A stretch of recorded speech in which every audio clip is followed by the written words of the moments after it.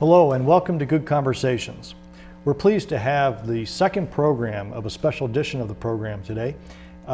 This is the second of two programs following the Honor the Earth tour that made a stop today, June 5th at Salish Kootenai College for an event at the Arlie Charlot Theater. And in the first half hour, we interviewed Winona LeDuc and Amy Ray, two of the founders of the Honor the Earth organization, in a wide-ranging interview about the reasons for the tour, the issues of trying to build more resilient Native communities, and addressing the problems of the need for a clean energy economy and a more sustainable future.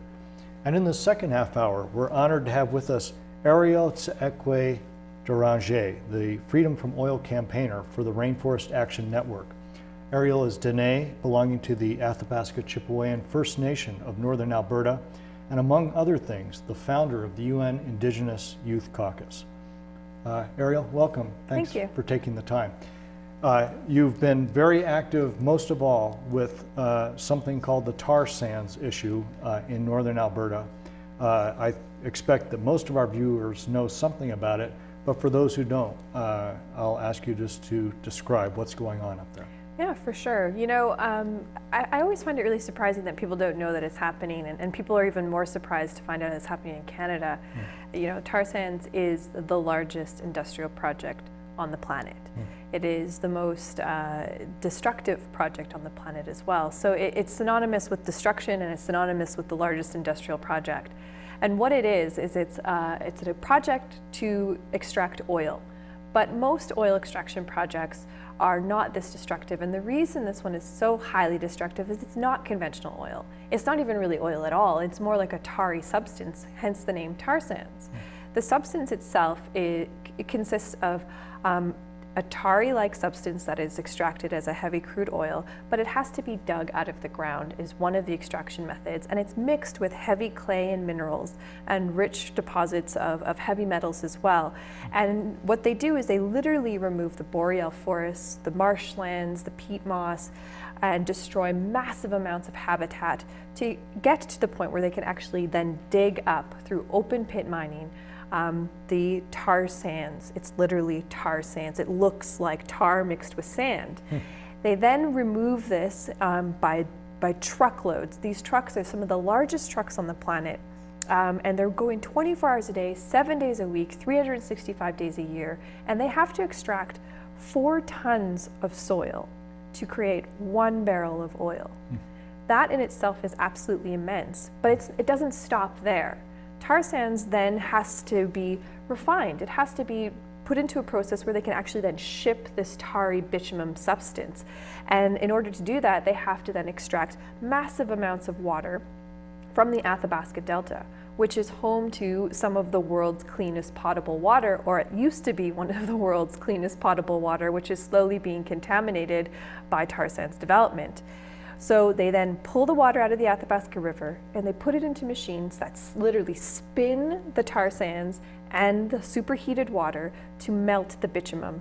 It is then diluted with solvents, which are then shipped into pipelines and sent down through massive amounts of pipelines and infrastructure that are being built across Canada into the lower 48, where it's then refined in upgraders all over and refineries throughout the lower 48.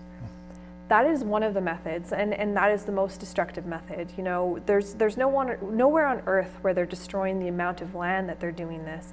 Right now, the proposed expansion of these projects is 140,000 square kilometers. That's bigger than the country of England and Wales combined. And so we're talking about massive amounts of destruction. So the industry, you know, obviously is saying, okay, well, maybe we shouldn't do continual open pit mining. So the next phase of development is called in situ, or SAG-D, steam assisted gravity drainage. They put pipelines into the ground, 2 sets of pipelines, one above and one below, where they again then extract massive amounts of water from the Athabasca Delta, and they superheat it into the ground. They steam inject it into the ground until the tar sands or the bitumen melts, and then they suck it back up and they dilute it with, you know, solvents and heavy chemicals and ship it down through pipelines again. Both of these methods are highly destructive to the environment. And they have toxic contamination of the river systems, of the watershed, of the aquifers, and annihilation of the habitat for many of the animals in the area. The reason why this issue is so incredibly important to me is because we're talking about the destruction of traditional territory, territory that my family and my ancestors have used for time immemorial. And this isn't just the destruction of the environment of the trees, but we're talking about the destruction of habitat, of the animals, of the fish, the waterfowl, the migratory birds, songbirds, the moose, the caribou, the grizzly bears, so on and so forth. And we're seeing the complete destruction of their world and their life. And we are totally intertwined and related with those species and that biodiversity, and we are a part of that biodiversity. So that destruction is absolutely unacceptable for our communities. Right. I think the community here will easily understand that the destruction of the natural resources is cultural destruction as well. Yeah, you know, many of the people in my community are deeming tar sands as complicit in the cultural genocide of the people of our community. You know, we might not be out there shooting and killing people like we were doing during the first settlement, first wave of colonization of the Americas, but we're all but destroying the cultures of these people and destroying who they are, essentially, and trying to force assimilation by taking away all of their ability to practice their cultural livelihoods and forcing them into cities. I mean, we're seeing mass exodus of people from reservations and traditional lifestyles into cities where they are dealing with an onslaught of various socioeconomical struggles that they aren't equipped to deal with. And are there reserves immediately adjacent to these tar sands? Yes. Yeah. There are certain communities that are all but consumed, like they are literally in the middle of tar sands development, where they have refineries, pipelines, in situ installations, open pit mining all around them. And then my community is about 250 kilometers downstream. So when you go there, you see beautiful boreal forests, marshlands, but what's missing from those communities is our ability to practice our traditional lifestyles. The river systems run northward in northern Alberta. They run northward, so they're carrying the toxic contamination that's being created from toxic tailings ponds, because this is another process of it. After they've used all this water to spin and separate the tar sands, they have a very large toxic runoff. And these are toxic tailings, which they house in what they call tailings ponds. But these are more like lakes, and some of them are literally just meters from the shoreline of the Athabasca River, leaching millions and millions of liters of toxic contaminant into the river systems, contaminating the fish, contaminating the birds and all the large mammals that rely on those river systems, and ultimately contaminating my community. We are talking about elevated rates of cancer, elevated rates of autoimmune diseases like lymphoma, leukemia. We are now seeing a massive change in diet because you can no longer eat the fish. You can no longer safely eat the moose or the caribou. One of the main staples of our community used to be muskrat. And every spring there used to be a large harvest of muskrat. Muskrat don't come to our community anymore. And when they last saw them about 4 or 5 years ago, they found muskrat with bleeding noses and bleeding from their ears. And they've also tested that many of these animals have high levels of mercury, cadmium, nanthetic acids, polycyclic aromatic hydrocarbons, and is all leading to this toxic cocktail that is highly toxic for our community members we're now seeing elevated rates of cancer that should not be seen in a community of only 1,200 people. I think you mentioned in your presentation this afternoon bile duct cancer. Yeah, that is one of the most alarming things.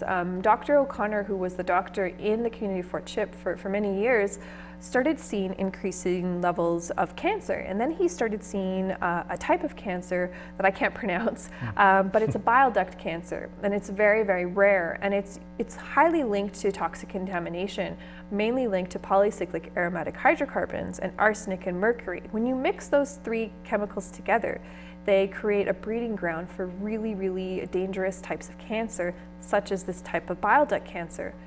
This type of cancer should only be seen in 1 in 100,000 people. The community of Fort Chipewyan has 1,200 people. They've had 6 cases of this type of cancer. So it's instead of one in how many? 100 and some thousand? 100,000. Yeah, it's 1 in 6,000 or something. Yeah. Well, it's less than that even. Yeah, less than that even. Goodness. Well, are there instruments in Canadian law that provide some way legally for your communities to start to attack these problems or challenge them in the courts? Well, you know, this project is massive. It's huge. We can definitely, there are instruments within Canada. Under the Canadian Constitution, under Section 35, it clearly outlines a respect for the treaties that were signed, nation-to-nation agreements between the First Nations communities and the government.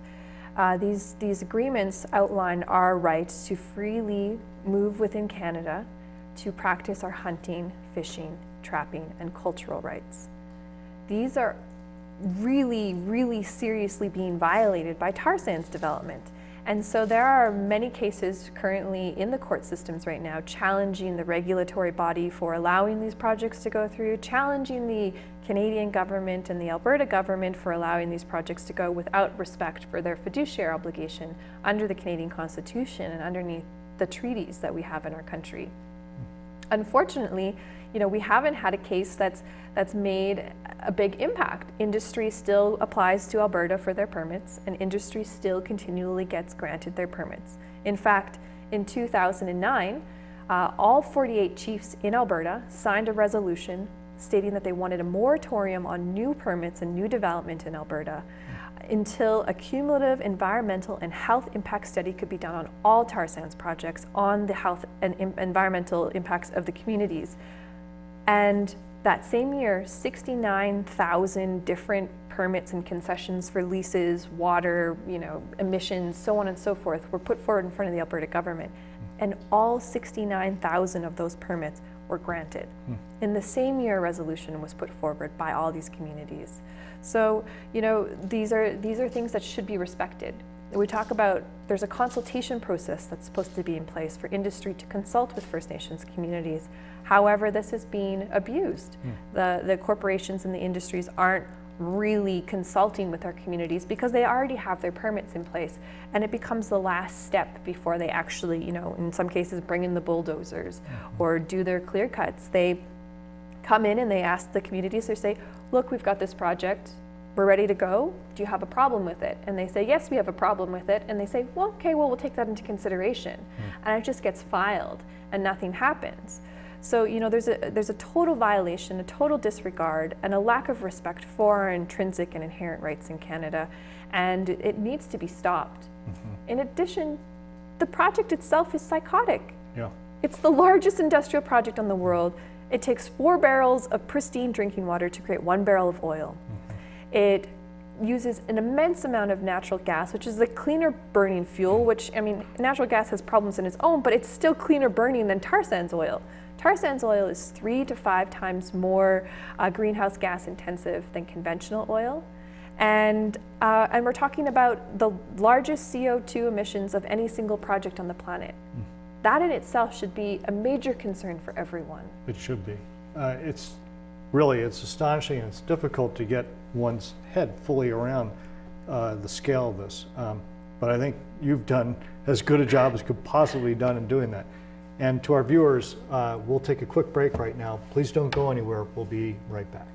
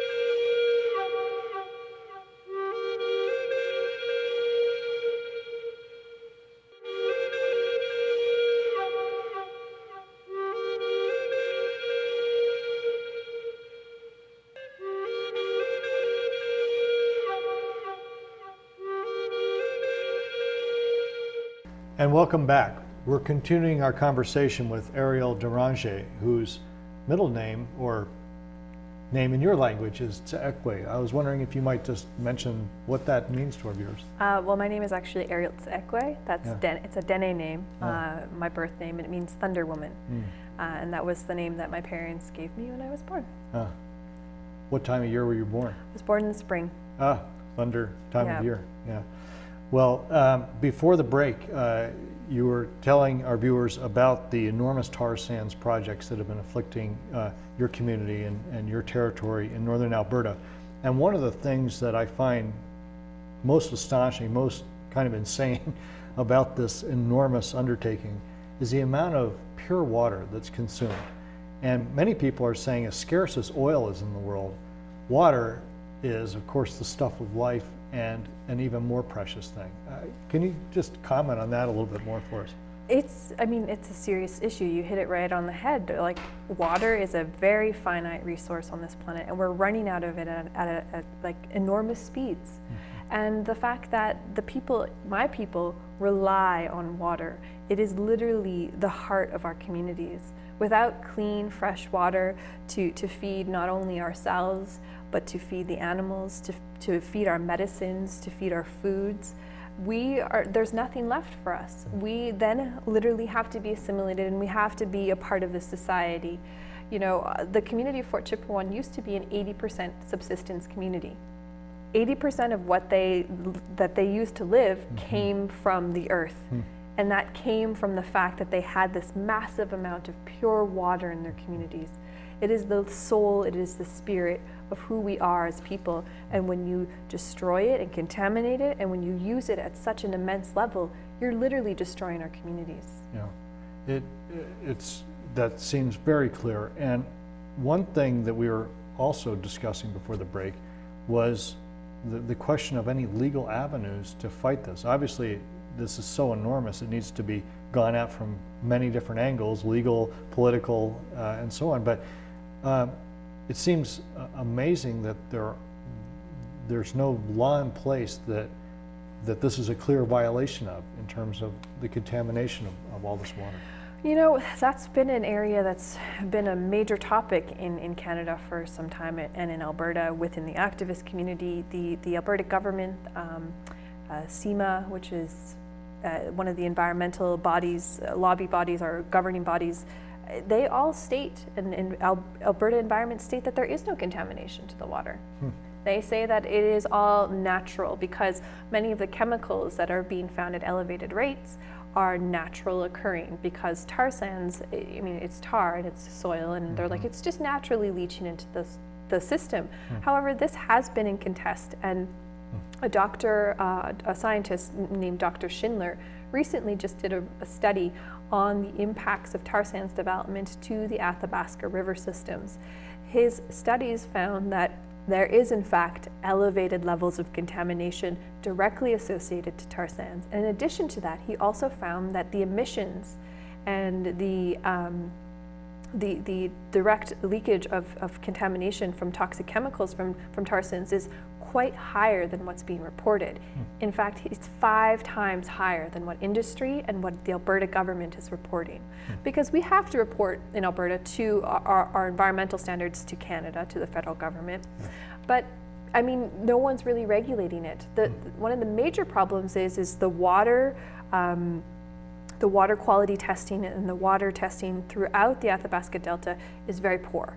We're talking about, I think there's 6 stations set up in the Athabasca River. They found out that 4 of them, in fact, weren't even working, and they're extremely outdated. In addition to that, the conservation officers for the area of about 140, well, it's actually more like 200,000 square kilometers. There are 2 conservation officers for the entire area. Incredible. So the environmental standards that are being put forward in an area of such immense development is poor. It's unacceptable, and it shouldn't be happening. And not only that, we're allowing industry to continue. We have grandfathered leases on water extraction from the Athabasca Delta. We're talking about, in this year coming up, there's a major scare for a drought in Alberta. That means that our water consumption is going to be limited to the public However, because of these grandfathered leases from industry, they will not have to limit their consumption. It's amazing. So do you think that the findings of Dr. Schindler about this contamination, the documentation of this, is that going to have some effect in the courts as these things? I think so. You know, his final report is actually not being released until I think the end of this month, and it's going to be published in a scientific journal. I'm not sure which one, and it's going to have immense implications. I mean, in addition to that, the tar sands tailings ponds are under major contest. The death of 1,606 migratory ducks that happened in 2008 led to a large litigation against Syncrude, and they found there in the court case it came out that perhaps tailings ponds in themselves are in direct violation of the Migratory Birds Act, of the Fisheries Act for contamination in the river systems, and they should be banned. Now the ruling on that doesn't come out until June 25th, but that's what the prosecutor put forward. I see. So there's interesting outcomes that should be coming up in the next couple months, and I mean this is in the shadow of the BP disaster, you know, in the Gulf Coast. We're talking about like a major oil disaster down south, followed by a major oil disaster in the north. Yeah. You think that we would like put two and two together and say maybe we need to switch tracks and get out of this, you know, this dangerous cycle of oil consumption. Yeah. What will it take for people to wake up? Well, hopefully the raising of awareness of just what's going on is a major step in that process. What should people do? I mean, what is some of your hopes of this tour? You're obviously taking this tour in the United States. The problem's occurring in Canada, so what do you hope that Americans do about this? You know, Americans are complicit in the development of tar sands. Tar sands oil is the #1 oil import for the U.S. right now, especially in the wake of some of the, you know, political unrest in the Middle East, the Gulf Coast disaster. We're talking about tar sands becoming the #1 supplier of energy to the U.S. And that can be seen very obviously when you start to look at a map of the infrastructure of the tar sands. You're seeing massive amounts of pipelines going from Alberta directly into the United States, all the way down to Texas, where we're seeing refineries popping up all over the place. And one of the things that's so incredibly alarming is you see these refineries, you see these pipelines, and they're all alongside of Indigenous communities, communities of color, and marginalized immigrant communities as well. We're talking about a serious environmental injustice. Environmental racism is so vivid when we talk about this, and it's time that American public really take a stance and say, we need to end this addiction on oil. We need to support Indigenous resistance. It's time that the United States and Canada both sign on to the Declaration on the Rights of Indigenous People. We are the only 2 countries left that have not signed on to this. And you know, in that there are clauses that recognize our free, prior, and informed consent to projects that interrupt our traditional lifestyles, that recognize our traditional lands. That document is pivotal in our ability to actually fight this development and to actually have a say in how the new economies are being built. And I think that is absolutely imperative that that happens. We are literally in a second wave of colonization in the Americas with resource development. You know, our people are feeling the oppression that is coming from resource development and extraction. Our people are the ones getting the cancers. Our people are the ones that are having our way of life destroyed. And it's time that we recognize Indigenous people have a role in how we move forward in the new economies and how we can end our addiction on oil. And the sustainable way of life that was practiced in your community and this community and Native communities across the Americas in a way provides some ideas of just where we should be heading. Yeah, I mean, one of the most interesting facts that I learned with doing some work with the UN is if you take a map of the world and you look at all of the intact biodiverse regions of the planet, and then you take a map of Indigenous communities that have intact cultural ties to their ancestors, you find that you overlap them and they are in the same places on the planet. That is an indication that we have so much to learn on how to live sustainably and really move forward in a sustainable way. You know, I think for the American population, I think we need to say no to tar sands oil. We need to say no to the refineries that are going to be upgrading the tar sands. We need to say no to tanker traffic that's going to be happening on the west coast of the US. We need to be saying no to the pipelines, the massive amounts of pipelines. We're talking about like thousands of miles of pipelines from Alberta to the US. And a lot of these aren't in place yet. And we have the ability, or you have the ability in the US to say no. And if you say no to those, that means that the expansion projects that they're proposing cannot happen. Because if there's no way to ship it, there's no way we can develop it. Right. And investment is another thing, right? They need the investment dollars, and we only have a minute and a half or left here, but tell us briefly about that. You know, it's going to be like a $1 billion industry, like hundreds of billions of dollars need to be inputted into all these different corporations so they can operate, so they can build pipelines. Every major financial institution, every major investing company has billions of dollars invested in tar sands. It's time that we have investment companies adopt policies that adopt free, prior, and informed consent for Indigenous communities. We need to understand that it's time for investing companies and financial institutions to have a responsibility to these communities and to exactly what they're financing. It's time for us to say no. I mean, the Royal Bank of Canada, it's the #1 bank, environmental stewardship of the country, and they're the #1 financer of tar sands. It's absurd. It certainly is. And in the last few seconds, are there websites people can go to try to get involved and do something? You know, you can check out, I work really closely with the Indigenous Environmental Network at www.ienearth.org. Okay. And also the Rainforest Action Network at www.ran.org/tar sands. So, I mean, check out those two sites. Honor the Earth is a fantastic website as well.